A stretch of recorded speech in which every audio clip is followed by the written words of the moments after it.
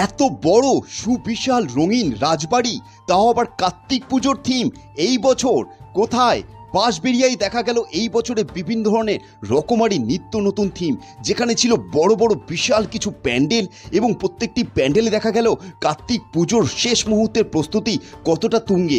এছাড়াও দেখা গেল এখানে প্রত্যেকটি প্যান্ডেলে নিত্য নতুন থিমের ছোঁয়া, যেখানে দেখা গেল বিভিন্ন ধরনের মূর্তির পাশাপাশি সাইকেলের টায়ার দিয়ে প্যান্ডেলের থিম করা হয়েছে।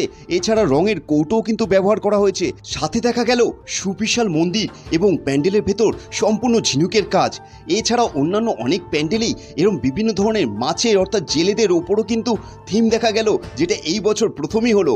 এছাড়াও দেখা গেল সম্পূর্ণ তুলো দিয়ে প্রস্তুত এত বড় সুবিশাল একটি প্যান্ডেল।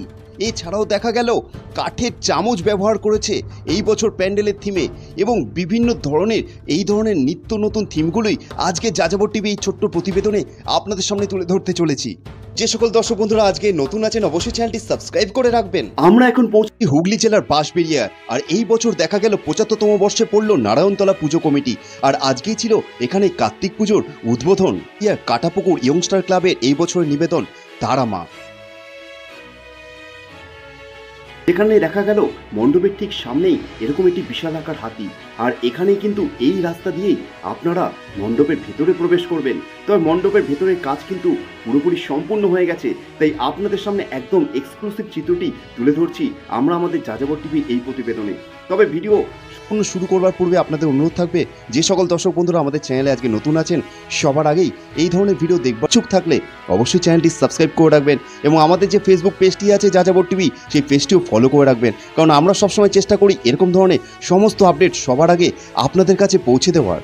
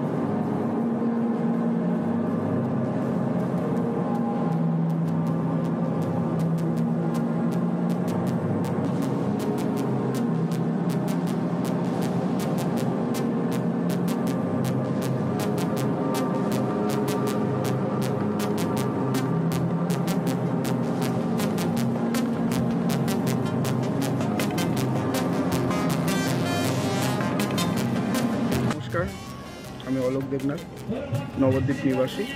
আমি আপনাদের এখানে এসেছি কার্তিক পুজোর উপলক্ষে একটি থিম উপস্থাপন করতে। থিমটি হচ্ছে একটি আন্দামানকে, যেখানে জারোয়া গোষ্ঠীরা যেভাবে দৈনন্দিন জীবনে জীবনযাপন করত সেগুলোকে আমরা তুলে ধরেছি, এবং তাদের দৈনন্দিন জীবনে যেভাবে জিনিসপত্রগুলো উপস্থাপিত হতো, তাদের শিকার করা এবং তাদের জীবনযাপন, সেগুলো এই থিমের মাধ্যমে আমরা তুলে ধরেছি।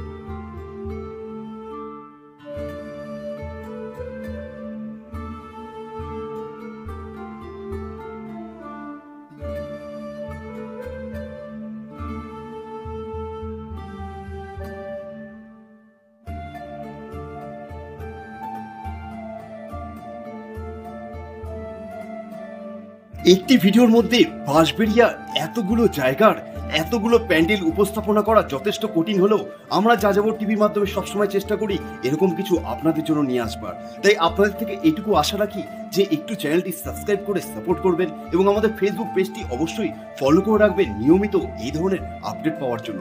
সবাই ভালো থাকবেন, সুস্থ থাকবেন, ফিরে আসবেন।